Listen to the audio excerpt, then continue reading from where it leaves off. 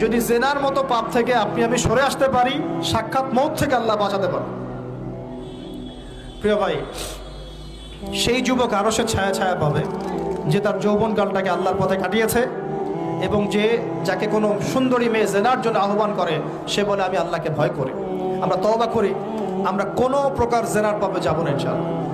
যদি হারাম কোনো সম্পর্ক থেকে থাকে, আজকেই এই নাম্বার ডিলিট করে ফেলতে হবে। আল্লাহ পাক তৌফিক দেন। ডিলিট করার আগে আবার ফোন করে বলেন না যে আজকে থেকে আর কথা বলবো না, তাহলে এই কথা আর কোনোদিন শেষ হবে না।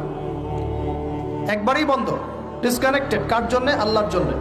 এবং এটা করার পরে আল্লাহকে বলতে হবে, আল্লাহ শুধু তোমার ভয়ে এবং তোমার সন্তুষ্টি পাওয়ার জন্যে আমি জেনা থেকে বেরিয়ে আসলাম। আল্লাহ তুমি আমাকে হেদায়েত দাও, ঈমান দাও, আমল দাও, এবং তোমার রাস্তায় আমাকে বেহিসাব রিজিক দাও।